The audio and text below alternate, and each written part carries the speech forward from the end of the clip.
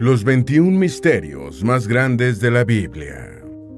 La Biblia es el libro de cabecera para cientos de millones de personas en todo el mundo, y muchos afirman que tiene todas las respuestas, a pesar de que también plantea un sinnúmero de preguntas.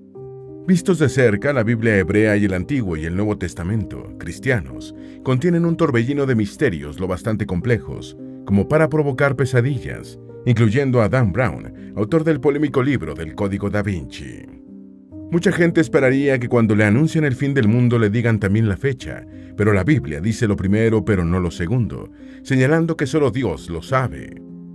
Los textos bíblicos hablan también de criaturas monstruosas y de seres humanos gigantescos, que no se sabe con mucha precisión qué eran ni cuál fue su destino final.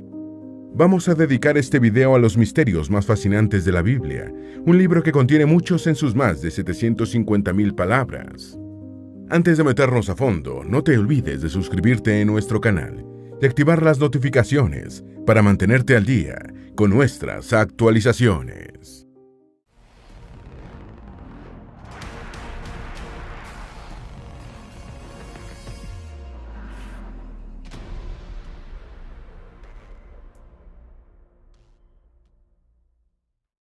Número 1. El nombre de Dios. Las grandes religiones tienen nombres propios para referirse a sus personajes estelares. En el judaísmo están Moisés, Abraham y Jacob, en el cristianismo Jesús de Nazaret y en el islamismo Mahoma. En todas las religiones, Dios es la deidad suprema, pero no tiene un nombre consensuado. Los judíos lo llamaron Tetragrámaton, que fue transliterado a Ivin o Ivan en español. Luego se asumió el convencionalismo de que las vocales que faltaban eran la de A y la E, para obtener los nombres de Yahvé o Yahweh. Sin embargo, la religión mayoritaria en el mundo de habla hispana, el cristianismo, se refiere poco a Dios como Yahvé, y a falta de un nombre para el Ser Supremo, prefiere llamarlo el Señor. Jehová es considerado una traducción de Yahvé y los testigos de Jehová, una variante del cristianismo, lo utilizan para referirse al Creador o Dios. Entre los tres grandes credos, solo el Islam tiene un nombre generalizado para Dios, Alá, simplificado Alá en español. Alá es una derivación de la palabra hebrea Eloah, también equivalente a Dios. Número 2. El Behemoth. En Job 15:18, Dios le dice a este personaje del Antiguo Testamento: «He aquí ahora a Behemoth, el cual hice como a ti, hierba, come como güey». He aquí ahora que su fuerza está en sus lomos y su vigor en los músculos de su vientre. Su cola mueve como un cedro y los nervios de sus muslos están entretejidos. Sus huesos son fuertes como bronce y sus miembros como barras de hierro.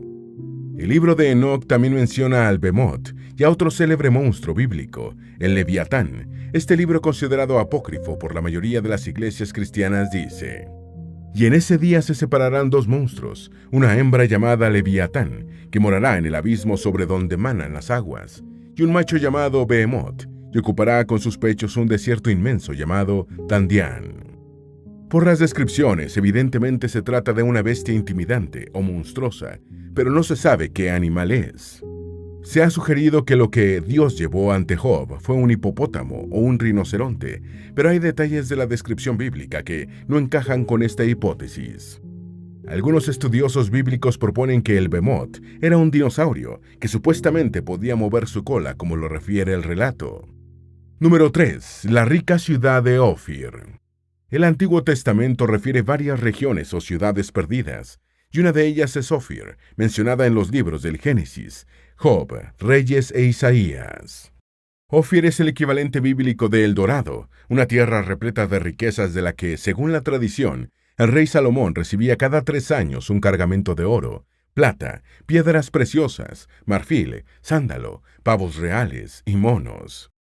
Sin embargo, no se sabe dónde quedaba Ofir, a pesar de que su posible localización ha sido estudiada por eruditos bíblicos y arqueólogos. Algunos estudiosos modernos sostienen que probablemente se encontraba en el sudoeste de Arabia, en territorio del actual Yemen. Ofir ha sido asociada también con Saba, un reino muy rico mencionado en el Antiguo Testamento y el Corán, famoso por su reina, que tampoco se sabe dónde estaba.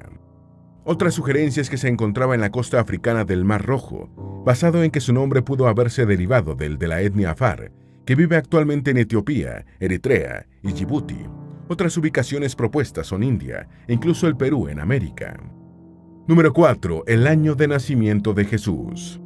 La mayoría de los pasajes bíblicos narrados por los evangelios no están asociados a una fecha precisa, pero con el nacimiento de Jesús ocurrió una excepción. El evangelista Lucas señala explícitamente que Jesús nació cuando se estaba realizando el primer gran censo, en tiempos de Herodes. Sin embargo, en este indicio bíblico que parecía el mejor para establecer el año de nacimiento de Cristo, hay una contradicción. Herodes I el Grande murió en Jericó y la mayoría de los estudiosos señalan que el deceso tuvo lugar en algún momento entre los años 4 y 3 a.C.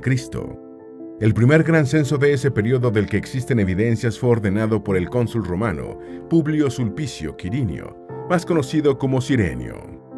El historiador judeo-romano del siglo I, Flavio Josefo, señala que el censo se realizó 37 años después de que Octavio derrotó a Antonio en la batalla naval de Accio, el 2 de septiembre. Según esta referencia histórica, el censo se realizó en el año 6 después de Cristo, por lo que ya habían transcurrido 9 años desde la muerte de Herodes, lo que haría incompatibles las pistas de Lucas. Los historiadores están de acuerdo en que Jesús fue un personaje histórico, y quizá lo más acertado para referirse a su nacimiento es que ocurrió cerca del comienzo del primer siglo de la era común. Número 5. La ubicación del Arca de Noé. Según el Génesis, Dios salvó a la humanidad de la extinción total provocada por el diluvio universal por intermedio de Noé y sus hijos, que escaparon en el arca. En medio del diluvio, Dios se acordó de Noé y sus acompañantes, y Génesis 8:3 y 4 dice: «Y las aguas decrecían gradualmente de sobre la tierra, y se retiraron las aguas al cabo de 150 días, y reposó el arca en el mes séptimo, a los 17 días del mes, sobre los montes de Ararat». El monte Ararat, el más alto de Turquía, con 5.137 metros sobre el nivel del mar, es el lugar señalado por la tradición judía, cristiana e islámica como el de la llegada del Arca de Noé. Sin embargo, hay consenso académico en que los montes de Ararat, referidos en el Génesis, no se corresponden con el volcán inactivo turco del mismo nombre, situado cerca de la frontera con Armenia e Irán. La asociación del punto de llegada del arca con el monte Ararat se produjo en un milenio después de la supuesta fecha del diluvio. Número 6. Los libros perdidos de la Biblia. A pesar de que la Biblia tiene más de 750.000 palabras, siendo uno de los libros más largos de la historia, estaba destinado a ser aún más extenso. A la Biblia actual le faltan al menos 17 libros, cuya existencia se conoce porque son referidos en otros textos bíblicos. Por ejemplo, Crónicas 29:29 dice: «Y los hechos del rey David, primeros y postreros, están escritos en el libro de las crónicas de Samuel vidente, en las crónicas del profeta Natán y en las crónicas de Gad vidente». Sin embargo, ni las crónicas de Natán ni las de Gad aparecen en la Biblia, y nadie sabe qué ocurrió con estos libros. En algún momento se extraviaron o alguien los desechó sin dejar rastros de ellos. Lo mismo ocurrió con el libro de las guerras del Señor, referido en Números 21, 14, 15, así: «De allí partieron y acamparon al otro lado del Arnón, que está en el desierto y limita con el territorio amorreo, porque Arnón es el límite de Moab, entre Moab y los amorreos». Por eso el libro de las guerras del Señor dice lo que hizo en el Mar Rojo y en los arroyos de Arnón. Número 7. Las identidades de Gog y Magog. A pesar de que se trata de dos nombres bíblicos sonoros, dignos de dar título a un drama o a una comedia, existen contradicciones sobre qué representaban estas denominaciones. En Ezequiel, Gog es un príncipe y Magog una tierra. Ezequiel 38:2-3 dice: «Vino a mi palabra de Jehová, diciendo: Hijo de hombre, pon tu rostro contra Gog en tierra de Magog, príncipe soberano de Mesec y Tubal, y profetiza contra él, y di: Así ha dicho Jehová el Señor: He aquí, yo estoy contra ti, oh Gog, príncipe soberano de Mesec y Tubal». En el Apocalipsis, Gog y Magog son dos naciones que se alinean con Satanás para la próxima batalla final. Gog ha sido asociado con Giges, rey lidio entre aproximadamente los años 680 y 640 a.C., considerado el fundador de Lidia. Gog y Magog también han sido relacionados con los hunos, los magiares y los musulmanes. Número 8. Los años perdidos de Jesús. Pocas vidas de personajes históricos han sido tan minuciosamente estudiadas como las de Jesús de Nazaret, objeto de análisis, exégesis y reinterpretaciones por infinidad de eruditos. Sin embargo, aceptando que vivió 33 años, que es su edad más referida, no se sabe nada sobre más de la mitad del tiempo de vida de Jesús, ya que ningún escrito bíblico o antiguo refiere qué hizo entre los 12 y los 30 años. Este periodo es comúnmente llamado los años perdidos y la vida oculta de Jesús. Los evangelios narran el nacimiento de Jesús y hacen algunas reseñas sobre su infancia, y luego saltan a la época en la que, ya como un hombre adulto, realiza su prédica y vive su pasión, dejando en blanco su adolescencia y juventud. El vacío de información es tan evidente y significativo que ha motivado la escritura de cientos de libros en los que sus autores especulan con sus teorías favoritas. Muchos cristianos suponen que simplemente vivió en Nazaret durante ese tiempo, pero hay autores que postulan que visitó Inglaterra y que incluso se tomó una especie de año sabático en el que desapareció en India. Número 9. El lugar de la crucifixión de Jesús. El episodio capital del Nuevo Testamento es la crucifixión de Jesús, cuya muerte por este método de ejecución es avalado por la historia. Incluso es señalado como el episodio más importante en la historia de la humanidad, y de hecho, constituye un parteaguas de la cronología mundial en antes de Cristo y después de Cristo. Pero siendo la crucifixión de Jesús tan importante, incluso para los irreligiosos y los fieles de otras religiones, no se sabe exactamente dónde ocurrió un acontecimiento tan trascendental.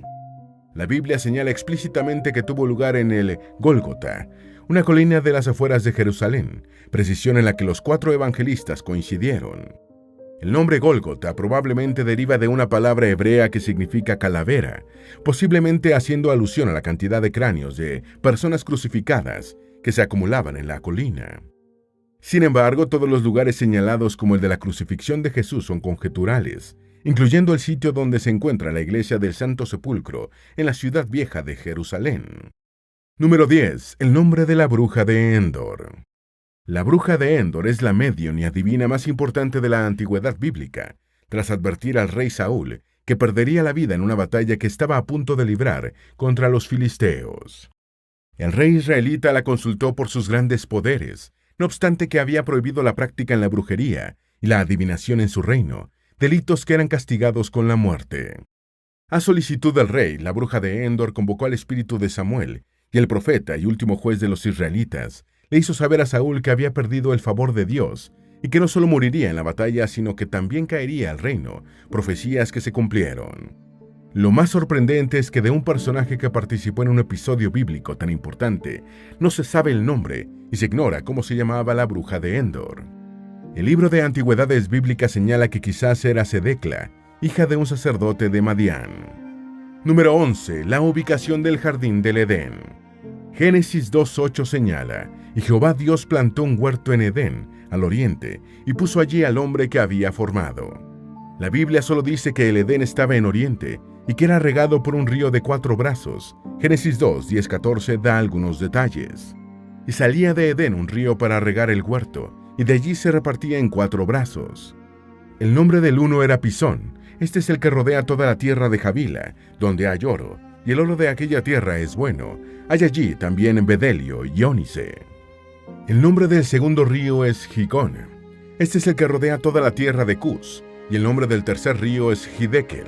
Este es el que va al oriente de Asiria, y el cuarto río es el Éufrates. Estas son las principales pistas para ubicar dónde estaba el hermoso lugar del que Dios expulsó a Adán y a Eva por comer el fruto del árbol prohibido. Hidekel es un nombre antiguo del Tigris que, junto con el Éufrates, son los 2 ríos más importantes de Mesopotamia, por lo que una de las localizaciones probables para el Edén o paraíso terrenal es esta región histórica del cercano oriente. De los otros 2 ríos mencionados en el Génesis, el Pisón y el Gigón, no se sabe con certeza cuáles son, suponiendo que existían. Número 12. El Leviatán. Otro animal monstruoso mencionado en la Biblia es el Leviatán, que Job 41:18-21 describe así. Con sus estornudos enciende lumbre, y sus ojos son como los párpados del alba. De su boca salen hachones de fuego, centellas de fuego proceden, de sus narices sale humo, como de una olla o caldero que hierve, su aliento enciende los carbones, y de su boca sale llama. El Leviatán es uno de los demonios principales en los cultos satánicos, junto a Lucifer y Belial, y Job lo describe como semejante al dragón, un ser mitológico. Durante la Edad de Oro de los viajes oceánicos, era imaginado por los marineros europeos como una enorme serpiente de mar, capaz de devorar barcos, y como una inmensa y monstruosa ballena. En el siglo XIX, a raíz de la popular novela Moby Dick, de Ernest Melville, empezó a pensarse en el leviatán como un cachalote. Sin embargo, las serpientes marinas son más bien pequeñas, generalmente de entre 120 y 150 centímetros de longitud, con las más grandes alcanzando los 3 metros. Un cachalote puede pesar hasta 57 toneladas, y una ballena azul el triple, pero ninguno de estos animales echa fuego por la boca. Número 13. El destino de los gigantes. Génesis 6:4 dice: Y había gigantes en la tierra en aquellos días, y también después, cuando los hijos de Dios se unieron a las hijas de los hombres, y ellas les dieron a luz hijos. Estos son los héroes de la antigüedad, hombres de renombre. Estos gigantes híbridos, llamados Nefilim en la Biblia, fueron engendrados en tiempos de Noé mediante la unión antinatural de los ángeles malvados con mujeres humanas, y se habrían extinguido durante el diluvio universal, aunque los textos bíblicos no contienen precisiones sobre su destino. Los Nefilim no son los únicos seres gigantescos y misteriosos referidos en la Biblia. Unos espías enviados por Moisés a la tierra de Canaán regresaron con la historia de haberse topado con unos gigantes frente a los cuales parecían del tamaño de un saltamontes. El libro de los Números 13, 32, 33 señala: Y hablaron mal entre los hijos de Israel, de la tierra que habían reconocido, diciendo: La tierra por donde pasamos para reconocerla es tierra que traga a sus moradores, y todo el pueblo que vimos en medio de ella son hombres de grande estatura. También vimos allí gigantes, hijos de Anac, raza de los gigantes, y éramos nosotros, a nuestro parecer, como saltamontes, y así les parecíamos a ellos. Número 14. Las edades de los personajes bíblicos. La Biblia afirma que Enos, hijo de Set y nieto de Adán y Eva, vivió 905 años. Kenán, hijo de Enos, superó a su padre por 5 años, alcanzando 910 primaveras. Set, el hijo que tuvieron Adán y Eva después de que Caín asesinó a Abel, se fue hasta los 912 años. A pesar de que lo expulsaron del jardín del Edén para tener que vivir entre las penurias de los demás humanos, el Antiguo Testamento señala que Adán vivió 930 años. A Noé el diluvio lo pilló con 600 años y después sumó otros 350 para terminar con 950 años. En su momento, Yared batió la marca de longevidad bíblica con 962 años. Recuerda el que lo despojó su nieto Matusalén, quien con 969 años tiene la máxima edad de la Biblia. ¿Por qué los personajes bíblicos son tan increíblemente longevos? Una explicación es que sus edades no están expresadas en años solares, sino en ciclos lunares.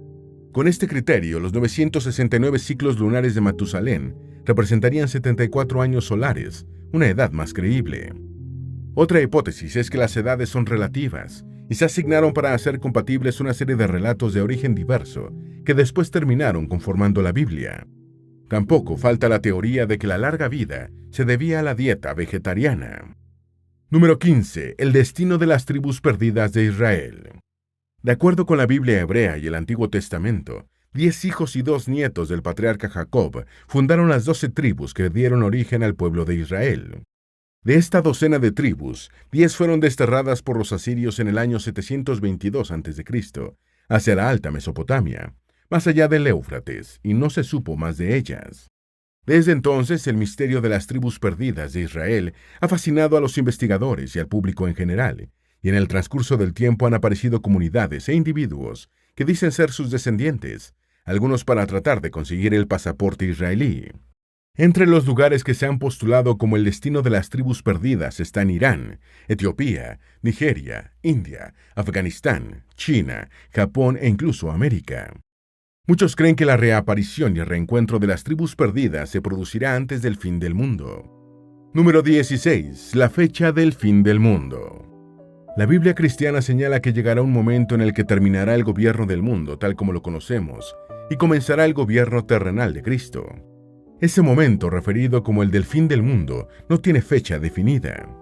Según el Evangelio de Mateo, el mismo Jesús se encargó de aclarar que la fecha solo la conoce Dios, al decir: «Pero el del día y la hora nadie sabe, ni aun los ángeles de los cielos, sino solo mi Padre.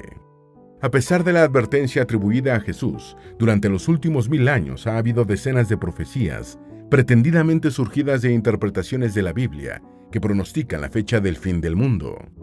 Cuando el mundo se acercaba a la transición del primero hacia el segundo milenio después de Cristo, los ejércitos de los reinos cristianos atacaron a los paganos para tratar de convertirlos al cristianismo antes de la fecha final, que se creía inminente. Número 17. El día que nació Jesús.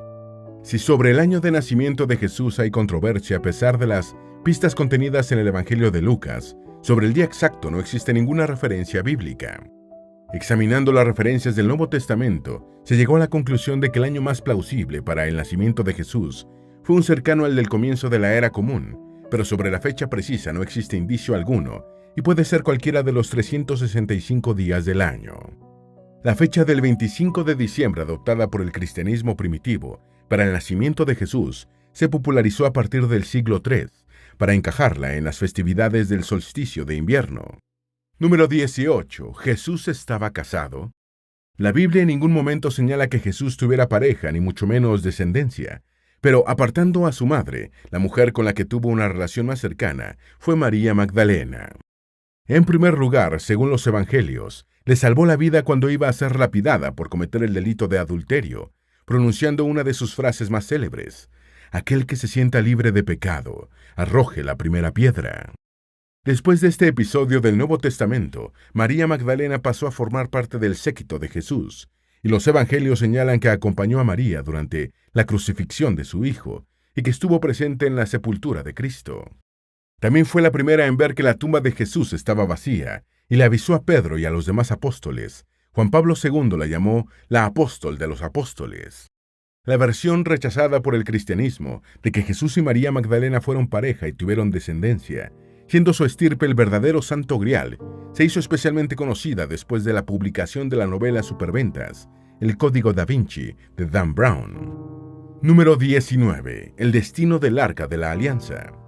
El Arca de la Alianza, descrita en el libro del Éxodo con las dimensiones y especificaciones precisas que Dios le dio a Moisés para su construcción, era un cofre de madera enchapado en oro en el que los israelitas guardaban las tablas de la ley con los 10 mandamientos y otros objetos sagrados. Según los relatos bíblicos, fue tomada como botín por los filisteos, pero estos la devolvieron a los judíos en un carro tirado por una vaca y acompañada de ofrendas de oro, después de que se convencieron de que su posesión estaba ocasionando una serie de calamidades.